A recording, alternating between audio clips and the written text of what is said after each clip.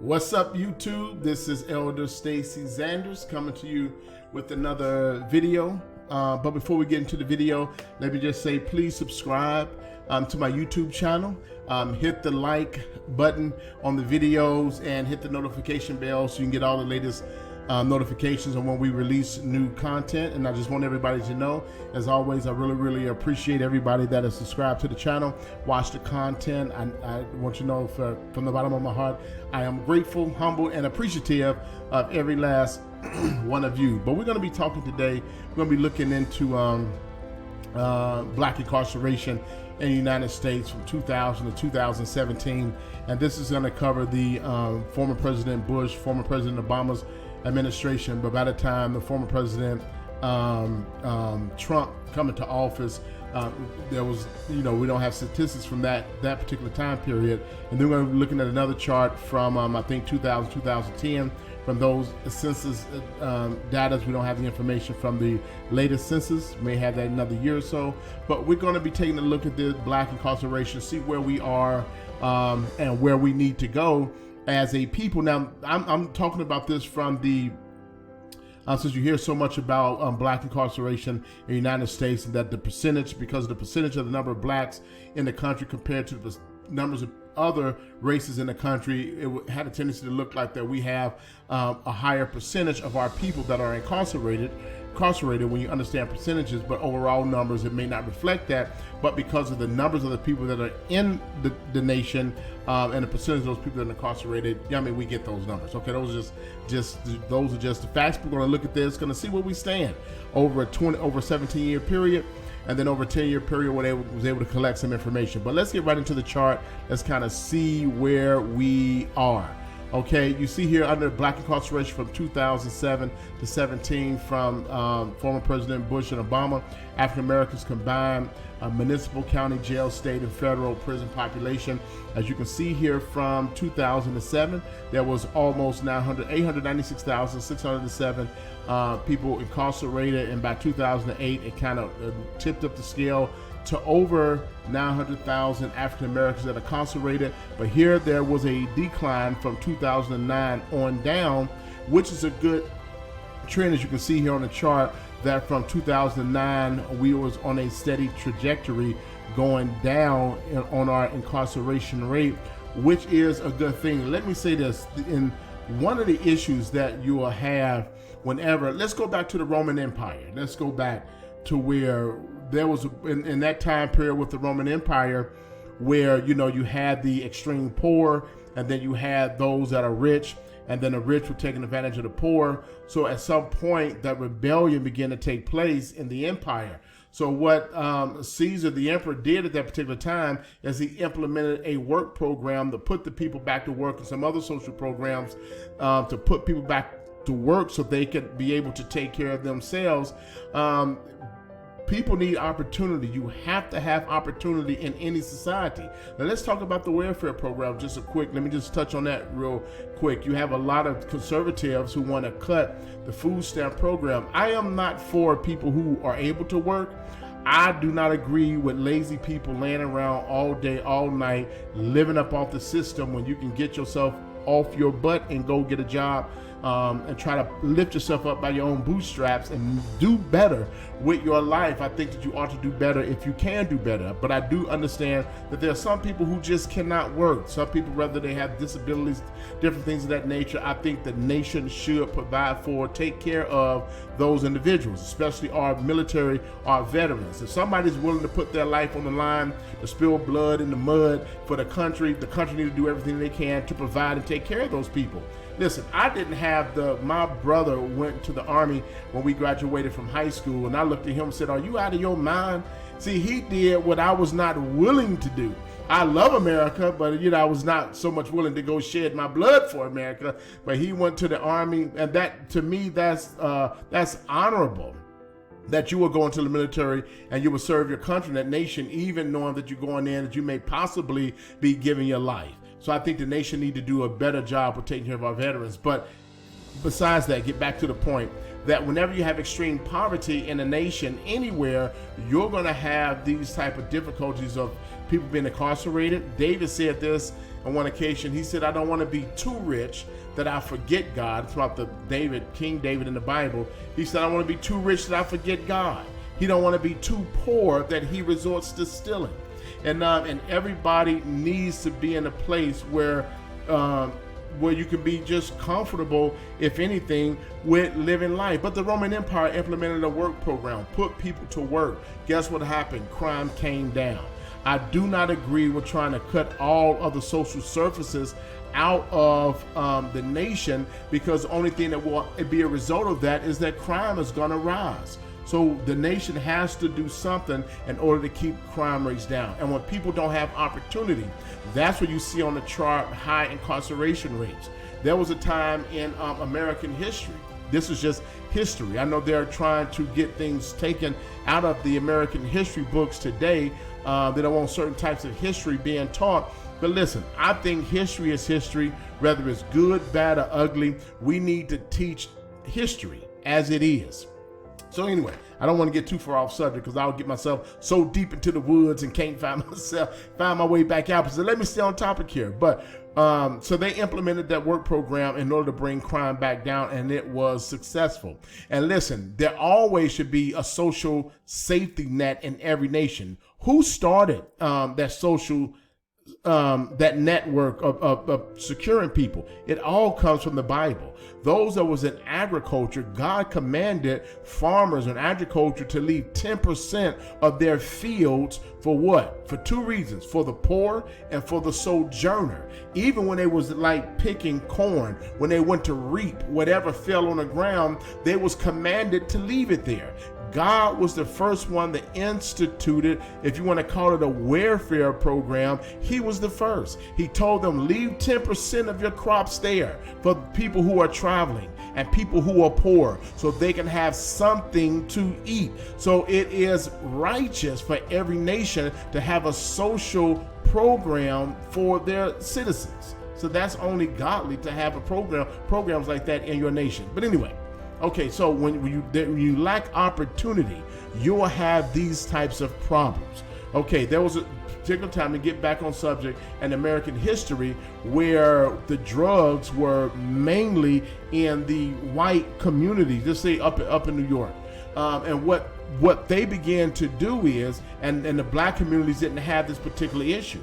And what they began to do is up in New York, is they gave, I'm just paraphrasing, I don't know who they gave what to, I'm just paraphrasing. They may have gave the Italians the snow plowing, may have gave the Jews the trash, or may have given the people from Poland the grass cutting duties. They gave them sectors of the city contracts so that they can employ their people.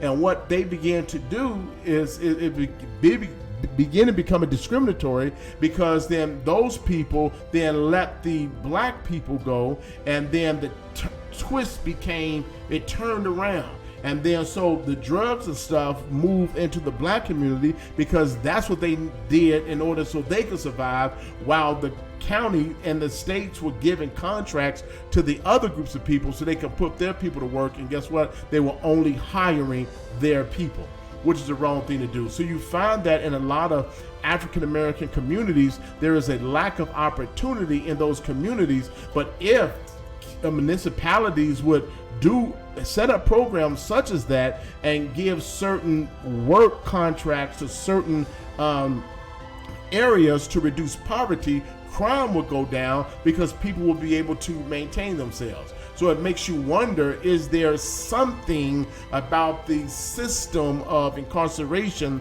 where they want the status quo to remain so that they can bring people into the penal institutions to use them for labor? Because you know, in the in the 13th Amendment, if you are in jail, you can basically be treated just like a slave, even though they pay you. But I don't know, getting paid, 10 cents an hour, 30 cents an hour is slave wages under any circumstances, whether you are incarcerated or not. So opportunity, education, opportunity, making people aware, it will help lift people out of the dunghill of life. So let's go back to the chart here. So as you can see, when we become more aware of of what is going on, then we can always do better. All right. So this statistics here come from the Bureau of Justice Statistics, the annual survey of jails from 2006 to 17, the Bureau of Justice Statistics, National Prisoner Statistics of the Federal Justice Program. So this is where these numbers come from. But it is a positive thing that from 2007, you can see the downward trend of African Americans being incarcerated. And we have to continue to do better overall in this area. Okay, now let's take a look here. Let's look at this chart here, and it's basically the same thing that we talked about. This is in 2017, there were 728,017 incarcerated African Americans, 475,900 in state and federal prisons, 250,100 in local, county, and municipalities. All right, so let's look at prisoners by offense. I don't really want to take a look at that. I want to look at this chart down here. The number of black men and women in state and federal prisons declined by more than 20,000 between 2000 and 2010, while the total white men and women incarceration increased by 28,600. Hispanic incarceration experienced the largest gain, increasing by 129,000 during the same period. For the black community, I would say, since it seems like we are always viewed in a negative light, this is very encouraging, it's very positive, and it seems like we're getting the message out, get the word out. So you won't know this until you look at the numbers. That's why I love that what Jay-Z said when he said men lie, women lie, numbers don't lie. These are the facts as we have them, and they're very, very positive here. But let's take a look at some of these numbers here. State and federal prison incarceration, estimated number of sentenced prisoners under federal jurisdiction by sex, race, Hispanic origin from December 2000 to 2010. All right, we see here, let's just go down to 2010, get the latest numbers that we have. In 2010, there was 561,400 blacks incarcerated, black men, 451,600 white, and 327,200 Hispanics. All right, from this decade period down here, there is you can see our numbers going down. 572, 547, 563, 561. We had minus 11,000 over this time period. It dropped by 11,500, while you saw an increase of white men and Hispanics, all right, that was incarcerated. So I don't know, we can go back up, in this chart tells us what the crimes are for, but we can typically see here, let's just take a look at this one real quick. For black prisoners by offense, drugs, we have 22,600 black inmates during that time period in jail for drugs. 21.1% and all inmates 17.8%. So that is an extremely high number of people incarcerated for drugs. And for those of us who are old enough, or back in the late 80s, early 90s, when the crack epidemic was out, when you look at those incarceration rates, you had, on one hand, you had Ronald Reagan being tough on crime. Then on the other hand, you had his wife, Nancy Reagan, saying, just say no. At the same time, they were putting blacks in jail by the droves for in the crack epidemic. There was no prevention programs. There was anything. The solution to the problem was incarcerate people for extended periods of time. And I remember being in high school, a lot of young men that I know went to jail 10, 15 years, were getting very hefty sentences for drugs, and not only drugs, but what they were considered to be black drugs. That's why you still have that that was a crack cocaine, that was marijuana, but you did not see the same sentences handed down to what they would call white people drugs. That was for powder cocaine, that was for LSD, PCP, acid, all these things that white people would generally take. And that is the bias. I mean, it's no kidding. This is what it was. Those were just the facts. And so being tough on crime was really just being tough on African Americans during that particular time period. But now and today, you have the opioid crisis. Even though it affects everybody out there was still white people on crack cocaine, and there was white people selling crack cocaine back in that time period too. But they was thought of it being more primarily of a black people's drugs. But then now in the opioid crisis, instead of you don't see them handing down saying tough on crime, and handing primarily a lot of white people lengthy prison sentences. They throwing money at the problem and putting them in programs to get them sober, to get them off of drugs. Because when you think about it, your drug dealers were the pharmaceutical companies and the doctors that were peddling these opioids by way of handing out prescriptions. But you don't see the same terms of being tough on crime when it comes to that. So that's just one of the biases in this country in which we live in. And it ain't just me talking. Those are just, it is what it is. Those are the facts. And the only way to make changes is to bring awareness to where you see a problem. You have to address the problem in order to get the proper corrections. But you have to be willing and bold enough, strong enough to speak up against wrongdoing wherever you may find it. Okay, so let's go back to the numbers here. Let's kind of take a look here at the females too. So I think that maybe that talking about these things is help turning the tide around in the African American community. I don't want to see anybody in jail. If you need to be there, then you deserve to be there. But if we can do things to kind of rehabilitate people, I'm all for that. Even though I'm a conservative, I'm not a person that think you put people in jail, throw away the key, because people's lives can be redeemed. For those that can't, hey, it is what it is. Some people are not redeemable, and that don't matter what color you are, black, white, Hispanic, Asian. If you're not redeemable, you're simply not redeemable. But if you are, then we should make every attempt to give people the opportunity to redeem themselves. Okay, you can see here with African Americans from 2000, 37,400 women incarcerated, and that dropped down to 2010, 26,600 black women that was incarcerated, for a net loss of 10,800 less women incarcerated. So those numbers are good there. And as you see here, where it came to white and Hispanic, from 34,000 up to 48,000 with white women, and Hispanic women 10,000 up to 18,000. Those areas increase while the African American prison population decreased. And we have to continue to take a look at this, and we have to talk. No matter, I don't care. Listen, whether you're black, white, red, blue, brown, it don't matter.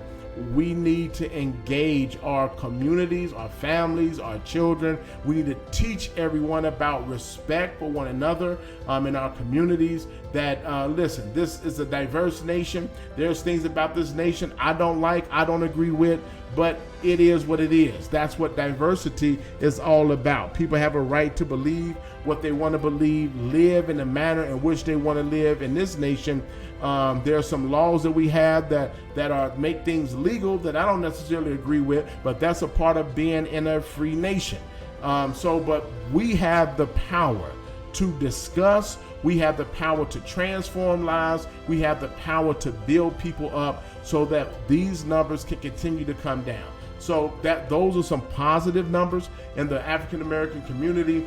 And but for every community, we have to work together. We are of one race. That's the human race. And we all have different hues, colors, backgrounds, religions, no matter what it is. We are all part of the human race. If you take my blood, if we got the same blood type, put it in your veins, you're going to live, and vice versa.